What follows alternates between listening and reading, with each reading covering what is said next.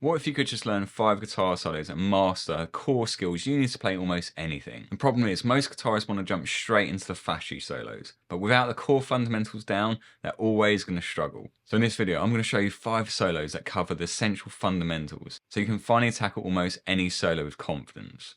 Oh, and I have all the tabs and note-by-note tutorials for every solo, plus a bonus one in the link in the description. But let's start with a solo that ties bending and vibrato together in one package that is fairly simple. We see these fundamentals in most guitar solos, so it's crucial to get this down first. The solo is Wonderful Tonight by Eric Clapton. But before you turn off thinking this is just a typical solo top whatever video, the rest of these solos might surprise you. The intro solo starts by bending a whole tone from the 10th fret to the 12th fret. If you can't get this in tune, you're going to sound like me singing. No one wants that. So it's really important to bend these in tune. So what I do is I'll play the target note, in this case it's the 12th fret, go back to the 10th fret, bend up until I think I've reached it, and then simply see if I'm correct. Now we apply some vibrato, which is essential to add expression into your playing. The key thing here is to wobble the note in a controlled way, so the speed is even. By the way, we're playing out the BB King box position of the G major pentatonic scale. But when it moves up, we're adding in an extra note from the major scale. So let's listen to the whole solo.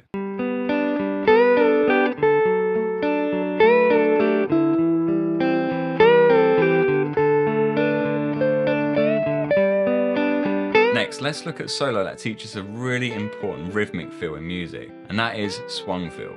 I'll talk about what that is in a second, but this solo also teaches us the triplet rhythm and also some country style bends. The solo is from the band that first inspired me to pick up the guitar, and that is Oasis, and the song is Importance of Being Idle. So firstly, what does swung even mean? So rather than playing a rhythm like this,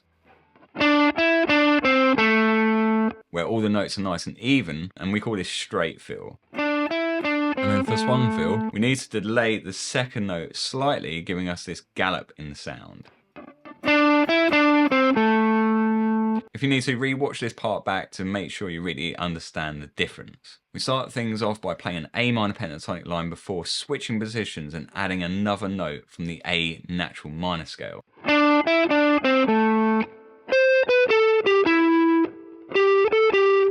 That extra note is the 12th fret, the B, on the B string. And then we go into this triplet fill. So what is a triplet?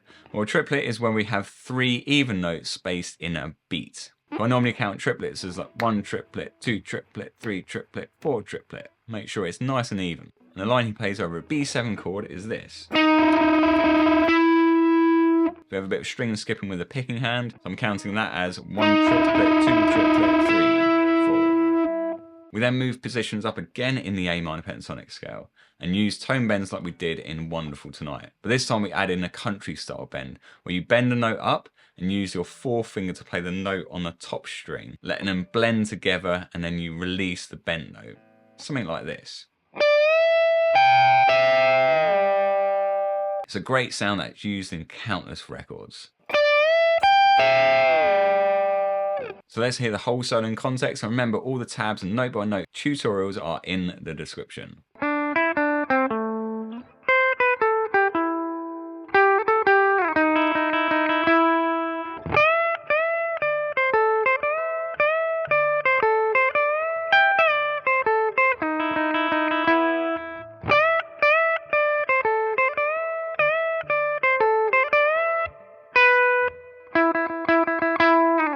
The next solo is from one of my favourite guitar players, John Squire. He made an album with Liam Gallagher and the song is called Mars Liverpool. Including the intro solo, there are 3 solos in this tune, and I'll include all 3 in the tabs in the description. But today we're just going to focus on the 3rd solo, as this uses some key fundamentals we haven't used yet. We focus on the blues side of soloing, which is essential that every guitar player learns the cliche techniques, as we see this in so many solos. We are using notes from the D minor pentatonic, and we kick things off with a quarter note or micro bend, which is where you are teasing the flat third slightly sharp, giving this tension in the sound.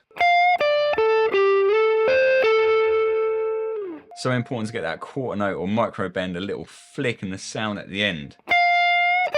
Don't want to bend up too quickly, or you lose all that kind of feel. And you definitely don't want to bring it back down. Okay, so it's about bending up slightly sharp at the end of its duration. We then move into some wider intervals, which is great for your picking hand and introduces some different sounds, again used in many solos.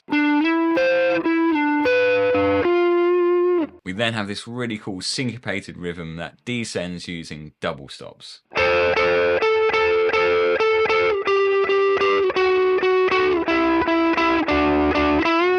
for those theory nerds, that's all coming out the D Mixolydian scale. So we've actually gone from a minor sound to a major sound. And this is what most blues greats do. They kind of interweave major and minor.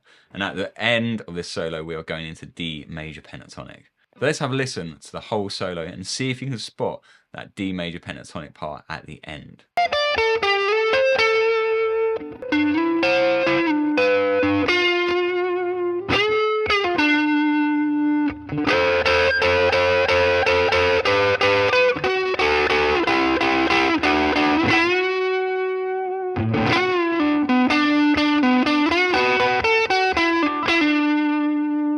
Now for the next solo, we're up in the tempo, and this one is perfect because it teaches you how to play faster without losing control. And that is Pulling Muscles from a Shell by Squeeze. So we're in the key of A minor, and we kick things off using the A blues scale, which is basically an A minor pentatonic scale with an added flattened fifth.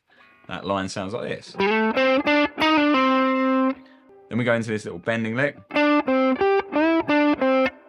then we do that little hammer on and pull off. Then we descend through the A minor pentatonic scale before going into this D minor arpeggio. And this is being played over the D minor chord. Then we go into a series of bends where we're either doing a tone bend or a semitone. These are really clever because we're actually targeting chord tones. Over the D chord, we are targeting the root. That's a tone bend. Then over the C chord, we are doing a semitone bend up to the 4th degree of the scale, then coming back down to the major third. Over the G, we're targeting the root note. And then over the F chord, we have this lick that actually is trickier than it actually sounds. We have to control the bend at the top as we don't want to hear it come down. We want to make sure it sounds like this and not this. And here there, I'm actually bringing the note down, so it's important to have the control to be able to stop the note and come back down.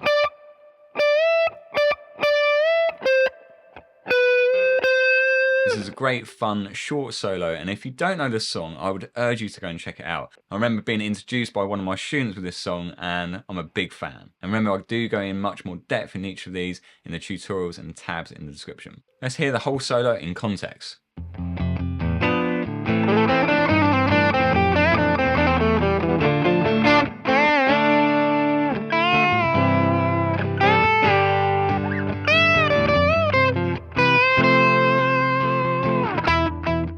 This list would not be complete without looking at a solo from the Beatles, Let It Be.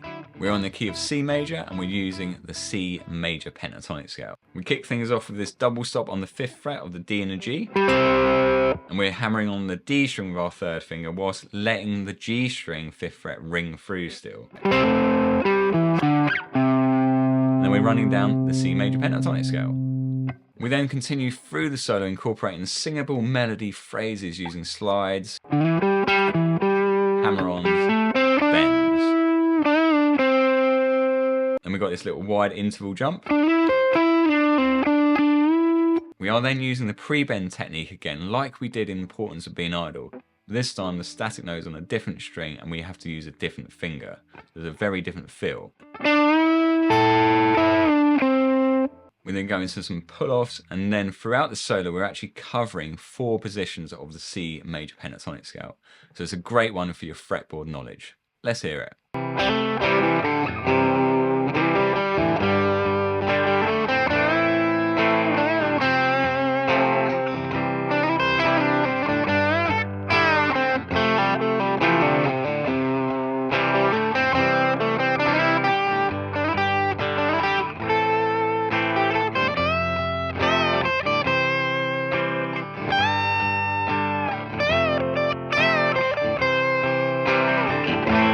Now you have the 5 solos that are going to cover all the core fundamentals. You need to make sure your rhythm playing is just as strong, because around 95% of what guitarists actually play is rhythm. So go and click on this next video and I'll give you 5 acoustic songs you need to learn the fundamentals fast. Go and click on that and I'll see you over there.